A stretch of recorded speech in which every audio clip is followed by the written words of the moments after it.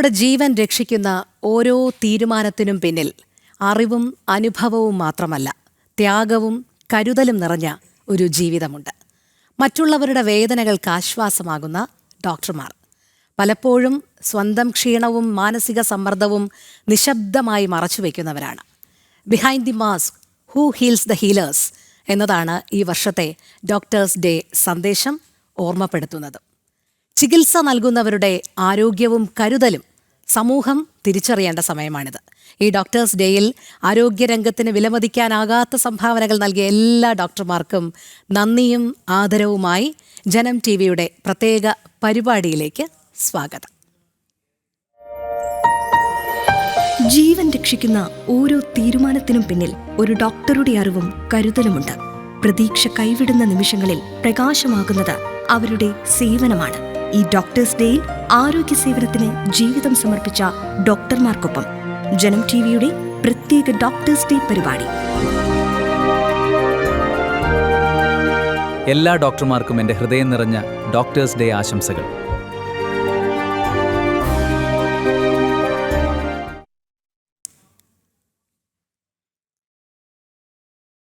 ഇന്ന് നമ്മളോടൊപ്പം ഒരു അതിഥി ചേരുന്നുണ്ട്. തുടക്കത്തിൽ പറഞ്ഞതുപോലെ പുതിയൊരു ആരോഗ്യ സംവാദ പരിപാടി നമ്മൾ ആരംഭിക്കുന്നുണ്ടല്ലേ? അതിന്റെ ഒരു തുടർച്ച എന്നോടമാണ് ഇന്ന് നമുക്കിപ്പം ഒരു വിശിഷ്ട അതിഥി എത്തുന്നത്. ശ്രീ ചിത്ര തിരുനാൾ ഇൻസ്റ്റിറ്റ്യൂട്ടിലെ ന്യൂറോളജി വിഭാഗം മേധാവി ഡോക്ടർ ആശാലത രാധാകൃഷ്ണന്റെ നേതൃത്വത്തിലുള്ള ഒരു വിദഗ്ധ ഡോക്ടർമാരുടെ സംഘം നമുക്കൊപ്പം ചേരും. എന്തായാലും നമുക്കൊപ്പം ഇന്ന് ഉള്ളത് ഡോക്ടർ ആശാലതയാണ്. സ്വാഗതം ഡോക്ടർ. നമുക്ക് തുടക്കത്തിൽ സൂചിപ്പിച്ചതുപോലെ തന്നെ ചോദിക്കാം, behind the mask, who heals the healers എന്നുള്ളതാണ്. എല്ലാവർക്കും സാന്ത്വനവും കരുണയുമായി നടക്കുന്ന ഡോക്ടർമാർ അവരെ തന്നെ ആശ്വസിപ്പിക്കുന്നത് എങ്ങനെയാണ്? സമാധാനം കണ്ടെത്തുന്നത് എങ്ങനെയാണ്? ഓരോ വർഷത്തിലും നമുക്ക് ഓരോ തീമാണുള്ളത്. അപ്പം ഈ വർഷത്തെ തീം എന്ന് പറയുന്നത്, ഇത് ഇന്ത്യൻ മെഡിക്കൽ അസോസിയേഷനാണ് നമ്മുടെ നാഷണൽ ഈ പറഞ്ഞ ജൂലൈ 1 ഡോക്ടേഴ്സ് ദിനമായിട്ട് പ്രഖ്യാപിക്കുന്നത്. അപ്പം ഇപ്പോൾ പറഞ്ഞതുപോലെ behind the mask, who heals the healers. ഞങ്ങളല്ല ഞങ്ങളെ ഹീൽ ചെയ്യേണ്ടത്. 90% ഞങ്ങളുടെ കൂടെ നിൽക്കുന്ന പൊതുജനങ്ങളാണ് ഞങ്ങളെ ഹീൽ ചെയ്യേണ്ടത്. അതാണ് ആദ്യം എനിക്ക് ഒരു ചെറിയ തിരുത്ത് പറയാനുള്ളത്. ഞങ്ങൾക്ക് ഹീൽ ചെയ്യാൻ പറ്റുന്നത് ഒരു 50% ചുറ്റിനും നിൽക്കുന്നവർക്ക് അതിനേക്കാൾ കൂടുതൽ ഞങ്ങളെ ഹെൽപ്പ് ചെയ്യാൻ പറ്റും. നമുക്കതിലേക്ക് വരാം. കൂടുതൽ കുറച്ച് അതിനെക്കുറിച്ച് കൂടുതൽ പറയാനുണ്ട്, എന്നാലും അതിലേക്ക് വരാം നമുക്ക്. എന്തായാലും നമ്മൾ തുടക്കത്തിൽ പറഞ്ഞതുപോലെ ഈ മാനസിക സമ്മർദ്ദമൊക്കെ വലിയ രീതിയിൽ അനുഭവിക്കുന്നുണ്ടല്ലോ. അത് മറികടക്കാൻ എന്താണ് പ്രാരംഭഘട്ടത്തിൽ ചെയ്യുന്നത്? കാരണം തിരക്കുകൾ ഒഴിവാക്കാൻ സാധിക്കില്ല. എപ്പോഴും തിരക്കുകളുണ്ട്. ഏതൊരു ഫോൺ കോളിൻ്റെ അങ്ങേ തലക്കിലും ഡോക്ടർ അവൈലബിൾ ആയിരിക്കണം, എപ്പോഴും ഓടിയെത്തണം. അപ്പോൾ വലിയ മാനസിക സമ്മർദ്ദം അനുഭവിക്കും. ഒരു പക്ഷേ ഒരു സാധാരണ ആളിനെക്കാളും കൂടുതൽ മാനസിക സമ്മർദ്ദം അനുഭവിക്കുന്നുണ്ടാകും. കാരണം ഒരു ഭാഗത്ത് കുടുംബം, വ്യക്തിപരമായ കാര്യങ്ങൾ, ജീവിതം ഇതൊക്കെ നിൽക്കുന്നു, മറുഭാഗത്ത് മറ്റൊരാളുടെ ജീവന് വില കൽപ്പിച്ചുകൊണ്ട് പോകണം. അപ്പോൾ ഇത് രണ്ടും താരതമ്യം ചെയ്ത് ഏതിന് മുൻഗണന കൊടുത്ത് എങ്ങനെയാണ് ഇതെല്ലാം തരണം ചെയ്തു പോകുന്നത്? മറ്റ് ഏതൊരു പ്രൊഫഷൻ എടുത്താലും ഒരു സമയബന്ധിതമല്ലാതെ ഇവിടെ ഒരു സമയം നമുക്ക് തരുന്നു. ആ സമയത്തിനുള്ളിൽ നമ്മൾ ആ രോഗം കണ്ടുപിടിക്കുന്നു. രോഗനിർണയത്തോടൊപ്പം തന്നെ ചികിത്സയാണ് ഏറ്റവും വലുത്. ആ ചികിത്സിക്കുന്നത് ശരിയാണോ തെറ്റാണോ എന്നുള്ളതനുസരിച്ചാണ് ഒരു ഡോക്ടർക്ക് നമ്മൾ വിലയിരുത്തുന്നത്, ആ ഡോക്ടറെ. അപ്പോൾ ശരിയായിട്ടും പ്രഷർ ഒത്തിരിയുണ്ട്. എല്ലാ ദിവസവും ആ പ്രഷറുണ്ട്. നമ്മളൊരു ഹോളിഡേ എടുത്ത് പുറത്ത് പോയാലും ഇപ്പോൾ പറഞ്ഞ പോലെ ഒരു ഫോൺ എപ്പോഴും നമ്മുടെ കയ്യിൽ കാണും. ഇപ്പോൾ ഈ മൊബൈൽ ഫോൺ കൂടെ വന്നതോടുകൂടി കുടുംബം എന്ന് പറയുന്നത് രണ്ടാമതും പ്രൊഫഷൻ ആദ്യവും ആയിട്ട് കരുതുന്ന ഒരു പ്രൊഫഷൻ ചിലപ്പോൾ ഇതായിരിക്കും. എന്നുവെച്ചാൽ മനുഷ്യ ജീവൻ വെച്ചിട്ടാണ് നമ്മൾ എല്ലാ ദിവസവും നമ്മൾ പെരുമാറുന്നത്. അപ്പം എനിക്ക് പറയാനുള്ളത്, അത് ആദ്യമായിട്ട് തന്നെ ആ പ്രഷർ നമ്മൾ തന്നെ അറിയണം എന്നുള്ളതാണ്. നമുക്ക് നമ്മളെ സ്റ്റേബിളായിട്ട് ഇരുത്തിയാൽ മാത്രമേ നമുക്ക് മറ്റുള്ളവർക്ക് ഒരു പ്രയോജനമുള്ളൊരു വ്യക്തിയായിട്ട് മാറാൻ പറ്റുള്ളൂ. അപ്പം അത് ഓരോരുത്തർക്കും ഓരോ തരത്തിലാണ് ഡീസ്ട്രെസ് ചെയ്യുക എന്ന് പറയുന്നത്. ചിലർക്ക് വേറെ ഹോബീസിൽ കൂടി ആവാം, ചിലർക്ക് എന്തെങ്കിലും യോഗ, മെഡിറ്റേഷൻ ഇതുപോലെയാകാം. ഇതിനേക്കാളെല്ലാം കൂടുതൽ നമ്മുടെ ഈ ഒരു ട്രെയിനിങ് പീരീഡ് ഉണ്ട്, MBBS, MD, അത് കഴിഞ്ഞിട്ടുള്ള ആ ട്രെയിനിങ് പീരീഡിൽ പ്രധാനമായിട്ടും ഇതിന് വലിയൊരു ഊന്നൽ കൊടുക്കാറില്ല എന്നുള്ളതാണ്.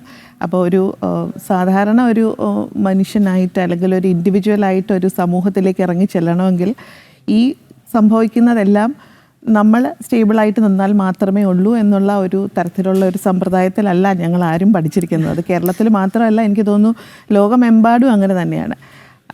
എന്നാൽ പോലും കുടുംബത്തിനെ നമുക്ക് ഉപേക്ഷിക്കാൻ പറ്റില്ല. അപ്പം ഏകദേശം നമ്മൾ അതിനെ ബാലൻസ് ചെയ്ത് കൊണ്ടുപോകുക തന്നെയാണ്. അപ്പോൾ അതുകൊണ്ട് തന്നെ ബുദ്ധിമുട്ടുള്ള കാര്യമാണ്. എന്നാലും മറ്റുള്ള എല്ലാവരുടെയും, ഞാൻ ഡോക്ടർമാരുടെ കാര്യം മാത്രം പറയുന്നില്ല, ഞങ്ങളുടെ ചുറ്റിനുമുള്ള ബാക്കിയുള്ള ആരോഗ്യ പ്രവർത്തകർക്ക് എല്ലാവർക്കും അതിനകത്ത് റോളുണ്ട്. അതുകൂടാതെ കുടുംബത്തിന് റോളുണ്ട്. അതിനേക്കാളെല്ലാം കൂടുതൽ സമൂഹത്തിനാണ് റോളുള്ളത്. ഡോക്ടർമാർ എന്ത് തെറ്റ് ചെയ്യുന്നു എന്നുള്ളതാണ് എല്ലാവരും കൈ ചൂണ്ടുന്നത്. 99% ഞങ്ങൾ തെറ്റുകളല്ല ചെയ്യുന്നത്, നല്ല കാര്യങ്ങൾ തന്നെയാണ് ചെയ്യുന്നത്. നിങ്ങൾക്കെല്ലാവർക്കും അറിയായിരിക്കും, ഒരു ഗ്രീക്ക് ഫിസിഷ്യൻ്റെ ഒരു ഓത്ത് എടുത്തുകൊണ്ടാണ് നമ്മളിതിലേക്ക് കാലെടുത്ത് വെക്കുന്നത്. MBBS കഴിയുമ്പോൾ അത് ഹിപ്പോക്രാറ്റിക് ഓത്ത് എന്ന് പറയും. അദ്ദേഹം തന്നെ ഒരു പ്രഗത്ഭനായ ഒരു ഫിസിഷ്യനായിരുന്നു. അതിനകത്തൊരു വാചകമുണ്ട്, നമ്മളുടെ ജോലി ഹീല് ചെയ്യുക എന്നുള്ളതാണ്. ഞങ്ങൾ ആരും രാവിലെ എഴുന്നേറ്റിട്ട് ഇന്നയാളെ ഉപദ്രവിക്കണമെന്നോ ഇന്നയാളെ കൊല്ലണം എന്നോ വിചാരിച്ച് വരുന്ന ആൾക്കാരല്ല. അങ്ങനെ സംഭവിച്ചു പോകുന്നതാണ്. എന്ന് വെച്ചാൽ നമ്മൾ ദൈവങ്ങളല്ല, നമുക്ക് ചെയ്യാവുന്നതിനൊരു ലിമിറ്റുണ്ട്. അത് പൊതുജനം അറിഞ്ഞിരുന്നാൽ നല്ലതായിരിക്കും എന്ന് എനിക്ക് തോന്നുന്നു. അല്ല, ഈ തുടർച്ചയായി മാം നേരത്തെ പറഞ്ഞതുപോലെ തുടർച്ചയായി ഇങ്ങനെ വരുന്ന ഡ്യൂട്ടികൾ, ഒപ്പം തന്നെ നേരത്തെ സൂചിപ്പിച്ചതുപോലെ കയ്യിലെപ്പോഴും ഫോൺ ഇങ്ങനെ അലേർട്ടായിരിക്കും. അപ്പോൾ ഇങ്ങനെ അത്യാഹിത വിഭാഗത്തിൽ നിന്നടക്കം കോളുകൾ ഇങ്ങനെ വന്നുകൊണ്ടിരിക്കും. എങ്ങനെയാണ് ഈ ഒരു മാനസിക സമ്മർദ്ദമൊക്കെ മറികടക്കുന്നത്? എന്തൊക്കെയാണ് അത്തരം ഒരു മാനസിക സമ്മർദ്ദത്തിന് റീസണായി മാറുന്നത്? പ്രധാനമായിട്ടും റീസൺ എന്ന് പറഞ്ഞാൽ അപ്പുറത്ത് നിൽക്കുന്ന ആൾക്ക് എന്താണ് പ്രശ്നം എന്നുള്ളത് കണ്ടുപിടിക്കുക എന്നുള്ളതാണ്. ഇപ്പോൾ ഏത് വേറെ പ്രൊഫഷൻ, ഞാൻ ഏതെങ്കിലും ഒരു പ്രൊഫഷൻ എടുക്കട്ടെ, ഇപ്പോൾ ഉള്ളൊരു അഡ്വക്കേറ്റിൻ്റെ കാര്യം എടുക്കാം. അവർക്ക് സമയമുണ്ട്. ഇപ്പോൾ ഇന്നൊരു കാര്യം അവർ പരിശോധിക്കുന്നു, അതിന് അടുത്തൊരു ദിവസത്തേക്ക് അവർ ജഡ്ജിയോട് ചോദിക്കുന്നു. പക്ഷെ ഞങ്ങൾക്ക് അങ്ങനെയല്ല, ഞങ്ങൾക്ക് ആ സമയത്ത് തന്നെ അതിനൊരു മറുപടി കൊടുക്കേണ്ടതായിട്ട് വരും. അപ്പോൾ ഇതിനകത്ത് പ്രധാനമായിട്ടും നമ്മൾ എക്സ്പീരിയൻസിൽ കൂടെയാണ് അത് നേടുന്നത്. അല്ലാതെ ഇപ്പം ഈ ഒരു പ്രൊഫഷനിലേക്ക് വരുമ്പോൾ തന്നെ അത് നേടിയ ആൾക്കാർ വളരെ കുറവാണ്. അങ്ങനെ ഉള്ളൊരു സ്റ്റെബിലിറ്റി നമ്മൾ കാണാറില്ല. ആ എക്സ്പീരിയൻസിൽ കൂടെ നമുക്ക് മനസ്സിലാകും ഏതിനാണ് പ്രാധാന്യം കൊടുക്കേണ്ടത്, ഏതിനാണ് അധികം പ്രാധാന്യം കൊടുക്കേണ്ട എന്നുള്ളത്. പിന്നെ ഒരു ടീം വർക്ക് വളരെ ഇമ്പോർട്ടൻ്റ് ആണ്. ഒരു സാധാരണ ഒരു ക്ലിനിക്കിൽ ഒരു ഡോക്ടർ മാത്രം ഉള്ളതും ഒരു ഹോസ്പിറ്റലിൽ ഒരു കൂട്ടം ആൾക്കാർ നമ്മുടെ കൂടെ ഉള്ളതും തമ്മിൽ ഒത്തിരി വ്യത്യാസമുണ്ട്. അപ്പോൾ ഒരു കാലക്രമേണ ഉണ്ടാകുന്ന ഒരു പ്രോസസ്സാണത്.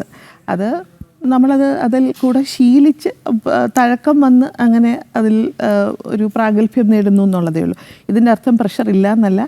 ഇന്നിപ്പോൾ ഇവിടെ ഇരിക്കുമ്പോഴും എനിക്കിന്ന് ഇന്നത്തെ ബാക്കി ദിവസം ഹോസ്പിറ്റലിൽ പോയിട്ട് എങ്ങനെയാണ് ജോലി ചെയ്യേണ്ടതെന്നുള്ളത്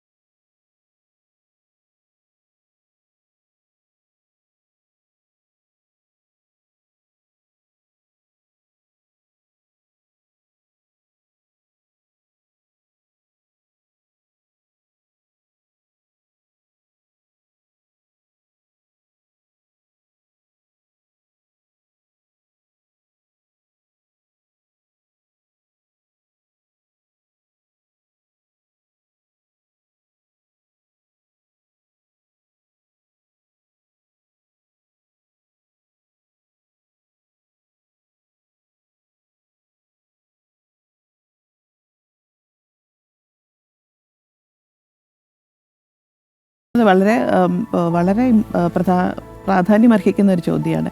KGMOA എന്ന് പറഞ്ഞൊരു അസോസിയേഷൻ ഒരു ഉദാഹരണം പറഞ്ഞാൽ ഏകദേശം ഒരു 500പക്ഷേ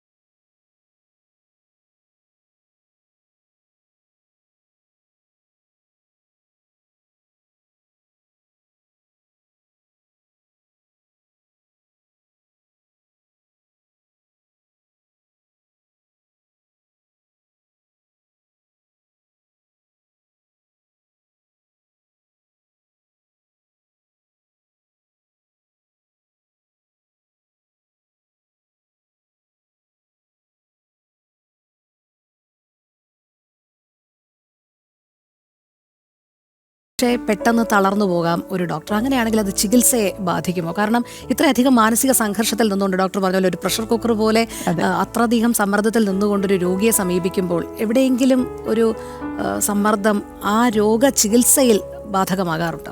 ഡെഫിനറ്റ്ലി. അപ്പം ഞാനിപ്പോൾ ഇന്ന് ഇവിടെ നിന്ന് സംസാരിക്കുന്നു, ഞാനൊരു വലിയ പ്രഷറുള്ള ഒരു സാഹചര്യത്തിലാണെന്നുണ്ടെങ്കിൽ എനിക്കിങ്ങനെ സംസാരിക്കാൻ പറ്റില്ല. ഇത് തന്നെയാണ് ഒരു ഡോക്ടർക്ക് സംഭവിക്കുന്നത്, ഇത് തന്നെയാണ് എല്ലാ പ്രൊഫഷനിലും ഉള്ളത്. നമ്മളെ പ്രഷർ കൂടുന്തോറും നമ്മുടെ എഫിഷ്യൻസി താഴത്തേക്ക് വരും. ഇത് രണ്ടും ഇൻവേഴ്സ്ലി പ്രൊപ്പോർഷണൽ എന്ന് പറയും. അത് വളരെ ചോദിക്കാൻ ആവശ്യമില്ലാത്തൊരു കാര്യമാണ്. അപ്പോൾ അതിനകത്തും അപ്പുറത്ത് നിൽക്കുന്ന ആൾ രോഗിയും രോഗിയുടെ കുടുംബവുമാണ്. അവർക്ക് തന്നെയാണ് നഷ്ടം ഉണ്ടാവുന്നത്. അതുകൊണ്ടൊരു ഡോക്ടറോട് നല്ലവണ്ണം കമ്മ്യൂണിക്കേറ്റ് ചെയ്യുകയും ഡോക്ടർമാരും നല്ലോണം കമ്മ്യൂണിക്കേറ്റ് ചെയ്യണം, വേണ്ടാന്നല്ല പറയുന്നത്. ഒരു നല്ല ശതമാനവും ഈ കമ്മ്യൂണിക്കേഷൻ തമ്മിലുള്ള രോഗിയും അല്ലെങ്കിൽ രോഗിയുടെ ആൾക്കാരും ഡോക്ടറും തമ്മിലുള്ള കമ്മ്യൂണിക്കേഷൻ്റെ പ്രോബ്ലമാണ് നമ്മൾ എപ്പോഴും കാണാറുള്ളത്. പക്ഷേ എല്ലാവർക്കും ഈ വാക്ചാതുര്യം കാണണം എന്നില്ല. നല്ല ജോലി ചെയ്ത് അവരെ കാണിക്കുക എന്ന് പറയുന്നത് ഒരു രോഗിയെ രക്ഷപ്പെടുത്തുക എന്നുള്ളതാണ്. അപ്പോൾ ഇങ്ങനെ ഒരു സാഹചര്യം ചിലപ്പോൾ പറ്റിയില്ല എന്നുണ്ടെങ്കിൽ പിന്നെ നമുക്ക് വാക്കുകൾ കൊണ്ടാണ് അത് പ്രകടിപ്പിക്കേണ്ടത്. അപ്പോൾ എൻ്റെ ഒരു അഭിപ്രായം പറയുകയാണെങ്കിൽ എല്ലാ ഡോക്ടേഴ്സും കുറച്ചുകൂടെ സംസാരിക്കണം. സ്ട്രെസ്സ് കുറയ്ക്കാനായിട്ടുള്ള വേറൊരു മാർഗ്ഗം അതാണ്. ആരെ കണ്ടാലും സംസാരിച്ച് പഠിക്കുക. Communication is very important. എനിക്കത് തോന്നിയിട്ടുള്ളൊരു കാര്യമാണ്. ഈ ബേൺ ഔട്ട് എന്ന് പറയുന്നത് ഈ ഡോക്ടർമാർക്കിടയിൽ എത്രത്തോളം പ്രശ്നം ഉണ്ടാക്കുന്നുണ്ട്, പ്രത്യേകിച്ച് ഈ ഒരു കാലഘട്ടത്തിൽ? ബേണിംഗ് ഔട്ട് എല്ലാ പ്രൊഫഷനിലും ഉണ്ട്, പക്ഷെ ഞങ്ങളുടെ പ്രൊഫഷനിൽ അത് വളരെ കൂടുതലാണ്. എനിക്കിപ്പോൾ നോക്കിയാൽ 8 മണി തൊട്ട് 5 മണി വരെയാണ് എൻ്റെ വർക്കിംഗ് ടൈം എന്ന് പറയുന്നത്. ആ സമയത്ത് എനിക്ക് പഞ്ച് ചെയ്ത് പഞ്ച് ഔട്ട് ചെയ്യാം.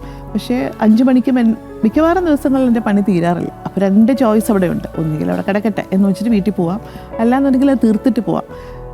തീർത്തിട്ട് പോയാലാണ് എനിക്ക് സമാധാനമായിട്ട് ഉറങ്ങാൻ പറ്റുന്നത്. അത് എനിക്ക് മാത്രമല്ല, എൻ്റെ കൂടെയുള്ള സമൂഹത്തിൽപ്പെട്ട മിക്ക ഡോക്ടർമാർക്കും, നമ്മൾ ഈ വിരൽ ചൂണ്ടി മോശമാണെന്ന് പറയുന്ന ആൾക്കാർക്ക് പോലും അതാണ് അവർക്ക് കൂടുതൽ താല്പര്യമായിട്ടുള്ളത്.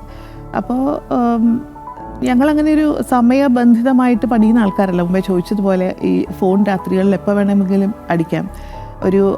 ഞാൻ ഇപ്പോൾ പറയുമായിരുന്നു, കഴിഞ്ഞ ദിവസം ഒരു സിനിമയ്ക്ക് പോയപ്പോൾ അതിൻ്റെ പകുതിയോളം കാണേണ്ടതായിട്ട് വന്നില്ല. ബസ് 3-4 കോളുകൾ വരുമ്പോഴല്ല അവർ വിചാരിക്കുന്നത് കൂടെയുള്ള ആൾക്കാർക്ക് അതൊരു ബുദ്ധിമുട്ടാവും. നമ്മളിതൊക്കെ സംസാരിക്കുമ്പോൾ ബുദ്ധിമുട്ടായതുകൊണ്ട് പുറത്ത് പോയിട്ട് നമ്മൾ സംസാരിക്കുന്നതായിട്ട് വരും. അങ്ങനെ ഒരു ബുദ്ധിമുട്ട് തന്നെയാണ് ഇത്. പക്ഷേ ഇറ്റ്സ് ഓക്കെ. മാം, നമ്മൾ വിശദമായി തന്നെ ഡോക്ടേഴ്സ് ഡേയെ കുറിച്ച്, ഡോക്ടർമാരുടെ സമ്മർദ്ദത്തെക്കുറിച്ചൊക്കെ തന്നെ ചർച്ച ചെയ്യുകയായിരുന്നു. ഈ ഡിജിറ്റൽ ഹെൽത്ത് അല്ലെങ്കിൽ AI സാങ്കേതിക വിദ്യയുടെ ഒരു സഹായമൊക്കെ ഇപ്പോൾ വലിയ രീതിയിൽ ചർച്ച ചെയ്യപ്പെടുന്ന ഒരു സമയമാണ്. അത് എത്രത്തോളം ഈ ഡോക്ടർമാരുടെ ജോലിഭാരം കുറയ്ക്കുമോ അതല്ല കൂട്ടുകയാണോ ശരിക്കും ചെയ്യുന്നത്? അത് തന്നെ ഒരു വലിയൊരു ഡിബേറ്റാണ് ഇപ്പം നടന്നുകൊണ്ടിരിക്കുന്നത്. നല്ല കാര്യങ്ങൾ മാത്രം നമുക്കിന്ന് പറയാം. ഇത് ഡോക്ടേഴ്സ് ഡേ ആയിട്ട് ചീത്ത കാര്യങ്ങൾ പറയണ്ടല്ലോ. AI ഒത്തിരി ഹെൽപ്പ് ചെയ്യുന്നുണ്ട്. ഉദാഹരണത്തിന് നിങ്ങളിപ്പോൾ ഒരു ചെറിയ ഉദാഹരണം പറയാം, സാധാരണ മനുഷ്യർക്ക് മനസ്സിലാകാൻ അതാണല്ലോ നല്ലത്. ഇപ്പം മാഡം എനിക്കൊരു 5 ക്വസ്റ്റ്യൻ ഇന്നലെ തന്നു എന്നിരിക്കട്ടെ, തന്നില്ല എന്നുള്ളത് സത്യമാണ്, നമുക്കറിയാം. അതെനിക്ക് വേണമെങ്കിൽ AIയോട് ചോദിക്കാം, ഞാൻ എന്താണ് ഇതിന് ഉത്തരം പറയേണ്ടതെന്നുള്ളത്. അപ്പോൾ വളരെ ഈസിയായി എൻ്റെ കാര്യങ്ങൾ. ഇത് ഒരു തരത്തിൽ. പിന്നെ ഞങ്ങളുടെ പല ഈ മീറ്റിങ്ങുകൾക്ക് പോകുമ്പോഴും നമുക്ക് ഒരു പ്രത്യേക ഒരു സബ്ജക്റ്റിനെ പറ്റി സംസാരിക്കേണ്ടതായിട്ട് വരും. പണ്ടത്തെ കാലത്താണെന്നുണ്ടെങ്കിൽ എനിക്കൊരു 2-3 ആഴ്ച എടുക്കും അതിനെപ്പറ്റി വായിക്കാനായിട്ട്. ഇപ്പോൾ എനിക്കിത് ഇറ്റ്സ് മൈ ഫിംഗർ ടിപ്സ് എന്ന് പറയാം. അതായത് എൻ്റെ വിരൽ തുമ്പുകളിൽ കിട്ടുന്ന പോലെയാണ്. അത് മോശമല്ല എന്ന് വെച്ചാൽ നമുക്ക് ഒരു കാര്യം സ്പീഡിൽ ചെയ്യാൻ പറ്റുന്നത് ഒരു വളരെ നല്ല കാര്യം തന്നെയാണ്. അപ്പം അങ്ങനെ ചെറിയ ചെറിയ ഉദാഹരണങ്ങൾ പറഞ്ഞാൽ ഇതൊക്കെയാണ്. പിന്നെ അതിൻ്റേതായിട്ടുള്ള ദൂഷ്യങ്ങൾ വേറെയുണ്ട്. അത് നമുക്ക് വേറൊരു ദിവസം അതിനെപ്പറ്റി തന്നെ ചർച്ച ചെയ്യാവുന്നതാണ്. ബട്ട് എൻ്റെ പേഴ്സണലി പറഞ്ഞാൽ എനിക്ക് AIയോട് ഞാൻ വളരെ പ്രോ ആയിട്ട് നന്നായിട്ട് അതിനെ കാണുന്ന ഒരു ഡോക്ടറാണ്. അങ്ങനെയാണെങ്കിൽ ഒരു ഡോക്ടർ സമൂഹത്തിനെ അഭിമുഖീകരിക്കുമ്പോൾ, രോഗിയെ അഭിമുഖീകരിക്കുമ്പോൾ ഡോക്ടർ സ്വയം ആർജിക്കേണ്ടതായിട്ടുള്ള കാര്യങ്ങൾ എന്തൊക്കെയാണ്? അതായത് വെറുതെ ഡിഗ്രി എടുത്തത് കൊണ്ടൊരു ഡോക്ടർ ആകുന്നില്ലല്ലോ. അപ്പോൾ തൻ്റെ ആതുര സേവന മേഖലയിലേക്ക് കടക്കുമ്പോൾ തൊട്ട് ഒരു ഡോക്ടർ എങ്ങനെയായിരിക്കണം? അതായത് അതിനോട് ചേർത്ത് പറയുകയാണ്, നമ്മൾ സാധാരണ കേൾക്കാറുണ്ട് ഈ ഡോക്ടർമാർ എന്നും പഠിച്ചുകൊണ്ടിരിക്കുകയാണ്. ഒത്തിരി ചോദ്യങ്ങളാണ്. ഞാൻ വളരെ ചുരുക്കി പറയാം. എനിക്ക് പ്രധാനമായിട്ടും തോന്നിയിട്ടുള്ളത് ഞാൻ മുമ്പേ പറഞ്ഞ പോലെ ഇറ്റ്സ് എ കമ്മ്യൂണിക്കേഷൻ. അതായത് എൻ്റെ മുമ്പിലിരിക്കുന്നയാളും ഞാനും തമ്മിൽ 2 വ്യക്തികളല്ല, നമ്മളൊരു കുടുംബമാണെന്ന് തോന്നിക്കുന്ന ഒരു പോയിൻ്റ് ഉണ്ട്. ആ ഒരു പോയിന്റിലാണ് രോഗിക്ക് നമ്മളോട് ഒരു വിശ്വാസം ഉണ്ടാവുന്നത്. ആ വിശ്വാസമുള്ളിടത്ത് മാത്രമേ മുമ്പോട്ടുള്ള ട്രീറ്റ്മെൻറ്റ് നന്നായിട്ട് പോവുള്ളൂ. അപ്പം ഞാനും എൻ്റെ ഗ്രൂപ്പ് ഓഫ് ഡോക്ടേഴ്സും ചെയ്യുന്നത് ഞങ്ങൾ കൂടുതൽ സമയം അവർക്ക് വേണ്ടിയിട്ട് ചിലവഴിക്കുക എന്നുള്ളതാണ്. അത് വളരെ ഇമ്പോർട്ടൻ്റ് ആണ്. പക്ഷേ ഇതിന് ഒരു ഡോക്ടർക്ക് വേണ്ടത് കണ്ണിലേക്ക് നോക്കിയിട്ട് കമ്മ്യൂണിക്കേറ്റ് ചെയ്യാനുള്ള ഒരു എബിലിറ്റിയാണ്. പിന്നെ രണ്ടാമത് ചോദിച്ചത് ചോദിച്ചല്ലോ, വേറെ എന്തോ അതിൻ്റെ കൂടെ ചോദിച്ചല്ലോ, എപ്പോഴും പഠിച്ചുകൊണ്ടിരിക്കണമല്ലോ. എപ്പോഴും പഠിച്ചുകൊണ്ടിരിക്കുക എന്ന് പറഞ്ഞാൽ ഇതിങ്ങനെ ഒരു ഫാസ്റ്റായിട്ട് ഡെവലപ്പ് ചെയ്യുന്ന ഒരു മേഖലയാണ്. അപ്പോൾ ഇന്നലെ ഞാൻ പഠിച്ച ഒരു ട്രീറ്റ്മെൻറ്റ് ആയിരിക്കില്ല ഒരാഴ്ച കഴിഞ്ഞിട്ട് വരാൻ പോകുന്നത്. അപ്പോൾ അതറിയില്ല എന്നുണ്ടെങ്കിൽ ഞാൻ പുറകോട്ട് തള്ളപ്പെടുകയാണ്. അതിന്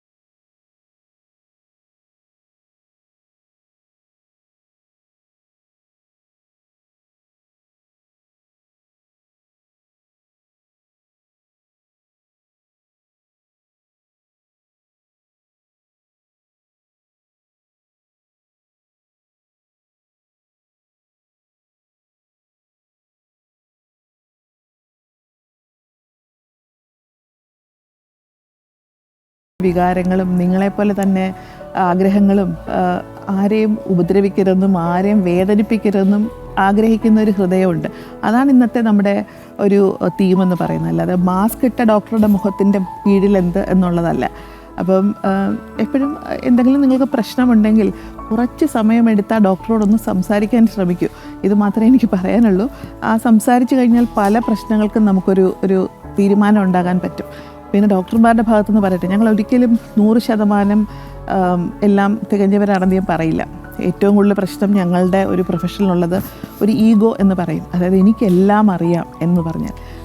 ഞാനൊരു ന്യൂറോളജിസ്റ്റാണ്. എന്നോട് എന്തെങ്കിലും ഹൃദയ സംബന്ധമായിട്ട് ചോദിച്ചാൽ എൻ്റെ അറിവ് 0 എന്നേ ഞാൻ പറയുള്ളൂ. കുറേയൊക്കെ അറിയാം, പക്ഷെ 0 പറയുന്നതാണ് നല്ലത്. 800 രോഗികൾക്ക് ഒരു ഡോക്ടർ എന്നുള്ള ഒരു അനുപാതത്തിൽ ഉള്ള ഒരു സംസ്ഥാനമാണ് നമ്മുടെ കേരളത്തിൽ. അത് നമുക്ക് മാത്രമുള്ള ഒരെണ്ണമാണ്. WHO വച്ചിരിക്കുന്ന ഒരു സ്റ്റാൻഡേർഡ് തന്നെ 2026 കണക്കാണ് 1000 രോഗികൾക്ക് ഒരു ഡോക്ടർ മതി എന്നുള്ളതാണ്. അതിനേക്കാളൊക്കെ വളരെ മുകളിലാണ് കേരളം. നമ്മൾ അഭിമാനിക്കുകയാണ് വേണ്ടത്. പക്ഷേ കമ്മ്യൂണിക്കേഷൻ ഇസ് വെരി ഇമ്പോർട്ടൻറ്റ്. നിങ്ങൾ ഒരിക്കൽ ഞങ്ങളോട് വന്ന് ചോദിക്കൂ, എന്താണ് ഡോക്ടർ ഞങ്ങളുടെ രോഗിക്ക് പ്രശ്നം, നിങ്ങൾ എന്താണ് ഇങ്ങനെ ചെയ്യുന്നതെന്ന് ചോദിച്ചു കഴിഞ്ഞാൽ ഞങ്ങൾ മനുഷ്യരാണ്. ഞങ്ങൾ നിങ്ങളോട് എല്ലാം തുറന്നു പറയാൻ സന്നദ്ധരായിട്ടിരിക്കുന്ന ആൾക്കാരാണ്. അത് മാത്രമേ ഉള്ളൂ എനിക്ക് പറയാനായിട്ടുള്ളത്. എന്തായാലും നമ്മളോടൊപ്പം ഇത്രയധികം സമയം ചിലവഴിച്ചു, വലിയ തിരക്കുകളുണ്ട് അറിയാം. അങ്ങനെ ഈ ഡോക്ടേഴ്സ് ഡേയിൽ കുറച്ച് വിശേഷങ്ങൾ വളരെ പെട്ടെന്ന് പ്രേക്ഷകരിലേക്ക് എത്തിച്ചതിൽ വളരെയധികം നന്ദി. അതോടൊപ്പം നമുക്ക് മറ്റൊരു സന്തോഷ വാർത്ത കൂടി പ്രേക്ഷകരെ അറിയിക്കണം. നമ്മുടെ ആരോഗ്യവുമായി ബന്ധപ്പെട്ട അറിവുകളും വിദഗ്ധരുടെ നിർദ്ദേശങ്ങളും ജനങ്ങളിലേക്ക് എത്തിക്കുക എന്ന ലക്ഷ്യത്തോടെ ജനം TV പുതിയൊരു ആരോഗ്യ സംവാദ പരിപാടി അവതരിപ്പിക്കുകയാണ്. ഡോക്ടർ ലൈവ് ജൂലൈ 12 മുതൽ എല്ലാ ഞായറാഴ്ചയും വൈകുന്നേരം 3 മണി മുതൽ 4 മണി വരെ ആയിരിക്കും സമയം. ശ്രീ ചിത്ര തിരുനാൾ ഇൻസ്റ്റിറ്റ്യൂട്ടിലെ ന്യൂറോളജി വിഭാഗം മേധാവി ഡോക്ടർ ആശാലത രാധാകൃഷ്ണന്റെ നേതൃത്വത്തിൽ വിദഗ്ധ ഡോക്ടർമാർ ഓരോ ആഴ്ചയും നിങ്ങളോടൊപ്പം ചേരും. ആരോഗ്യവുമായി ബന്ധപ്പെട്ട നിങ്ങളുടെ സംശയങ്ങൾക്കെല്ലാം അവിടെ മറുപടി ഉണ്ടാകും എന്നുള്ളതാണ്. ഡോക്ടർ ഒരിക്കൽ കൂടി നന്ദി പറയുകയാണ്.